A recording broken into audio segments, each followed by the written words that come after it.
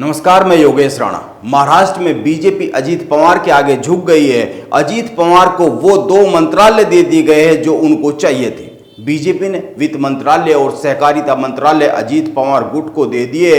इसी के साथ एक सवाल पैदा होता है, आखिर शिंदे की घोर नाराजगी के बाद भी अजीत पवार के आगे बीजेपी महाराष्ट्र में क्यों झुक गई?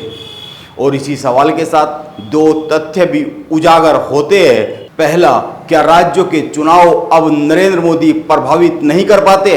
यह बात महाराष्ट्र में अजीत पवार के आगे झुकी खड़ी बीजेपी की मौजूदा तस्वीर से समझी जा सकती है। महाराष्ट्र में आने वाले सारे चुनाव और आगे की राजनीतिक लड़ाई नरेंद्र मोदी के चेहरे पर नहीं, अजीत पवार के चेहरे पर लड़ी जाएगी। और दूसरी बात यह है कि एकनाथ शिंदे अब बीजेपी के साथ बहुत ज़्यादा दिन रहने वाले नहीं हैं शायद, क्योंकि एकनाथ शिंदे ने उद्धव ठाकरे से बगावत अजीत पवार और उनके पास मौजूद वित्त मंत्रालय के कारण ही की थी जब उद्धव ठाकरे की सरकार थी। शिंदे के सामने एक बार फिर से वही स्थिति, वही सिचुएशन पैदा हो गई है। वो महाराष्ट्र की जनता को क्या जवाब देंगे, बल्कि महाराष्ट्र की जनता को किस मुंह से जवाब देंगे, जो भी जवाब देंगे। आइए सबसे पहले सवाल की तलाश की कोशिश करते हैं। आखिर बीजेपी महाराष्ट्र में अजीत पवार के आगे क्यों झुकी, जबकि उन पर भ्रष्टाचार के ढेरों आरोप है और नरेंद्र मोदी का तो नारा ही रहा है कि न खाऊंगा और न खाने दूंगा। आप एक बात पर गौर कीजिए, 2018 में बीजेपी अपने सहयोगियों के साथ देश के 21 राज्यों में सत्ता में थी और इन 21 राज्यों में देश की करीब 70% आबादी रहती है।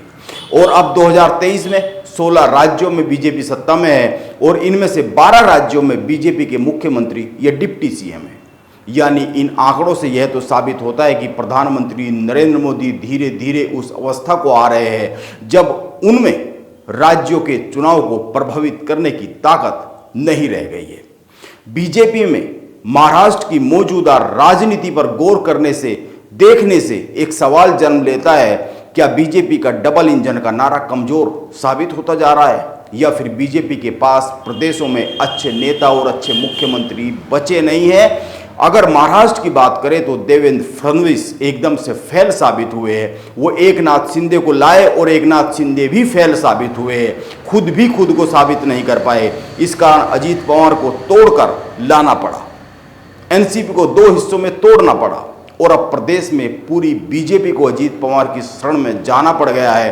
हो सकता है देवेंद्र फडणवीस को आने वाले नज़दीकी समय में ही महाराष्ट्र से दिल्ली बुला लिया जाए। हालांकि खुद अजीत पवार कितने महाराष्ट्र की राजनीति में मौजूदा परिस्थितियों में सफल होंगे, यह भी एक सवाल है जिसका उत्तर आने वाला समय देगा। आपको याद होगा, बीजेपी के नेताओं और कुछ राजनीतिक पंडितों ने पिछले कुछ सालों में एक परसेप्शन तैयार किया है और परसेप्शन यह है कि जहां पर नरेंद्र मोदी की जनसभा होती है वहां पर 7 से 8% वोट बीजेपी की ओर झुक जाता है।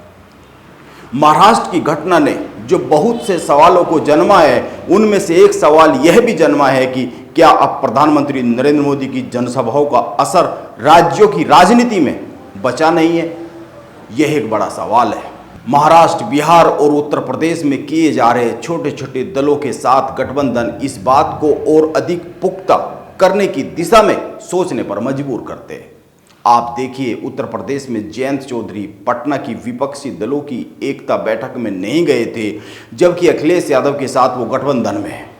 जयंत चौधरी और अखिलेश यादव का गठबंधन है, यानी साफ सी बात है बीजेपी जयंत चौधरी को अपने साथ लाना चाह रही है और जयंत चौधरी अभी दुविधा में है, वरना तो कभी के चले गए होते अगर दुविधा नहीं होती तो।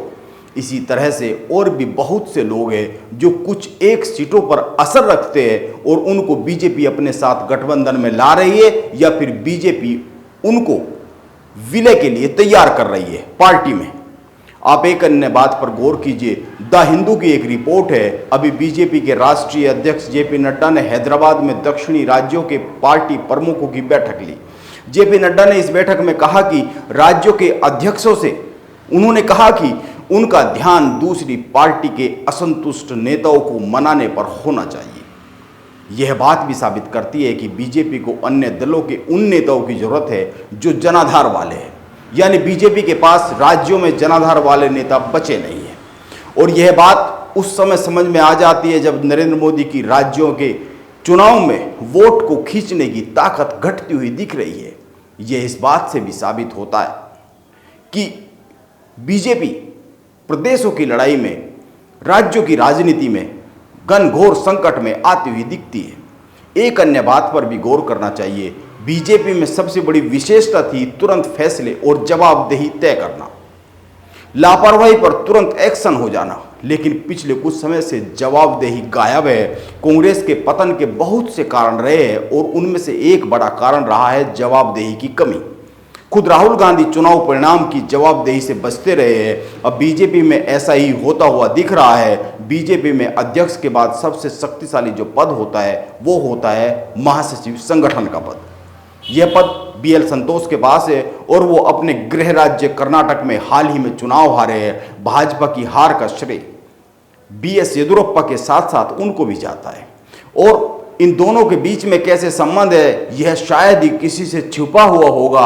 अभी तक कर्नाटक में हार की जिम्मेदारी तय नहीं हुई है और 1.5 माह बाद भी कर्नाटक में प्रदेश अध्यक्ष और सदन में विपक्ष के नेता का चयन हुआ नहीं है।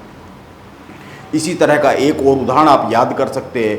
बीजेपी के महासचिव कैलाश विजयवर्गीय की देखरेख में भाजपा 2021 में पश्चिम बंगाल विधानसभा का चुनाव हार गई थी। इसके लिए बंगाल भाजपा के नेताओं ने पूरी तरीके से कैलाश विजयवर्गीय को जिम्मेदार ठहराया था। बड़ी खींचतान हुई थी, बड़ी छिचालेदार हुई थी, बड़े गंभीर किस्म के कैलाश विजयवर्गीय पर आरोप लगे थे।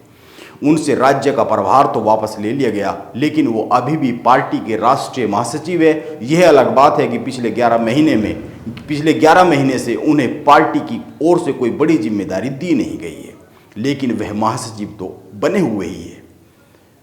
अगर आप ढूंढेंगे तो कुछ और उदाहरण भी इस तरीके से मिल सकते हैं, लेकिन जैसा कि मैंने शुरू में कहा, अजीत पवार बीजेपी के लिए क्यों जरूरी हो गए हैं और बीजेपी महाराष्ट्र में क्यों अजीत पवार के आगे झुक गई है, यह बात बहुत हद तक समझ में आ ही जाती है। बीजेपी को राज्यों में जनाधार वाले नेता चाहिए, भले ही वे किसी भी दल के हो, भले ही वो कितने ही दागी भी क्यों ना हो। नमस्कार, मैं योगेश राणा।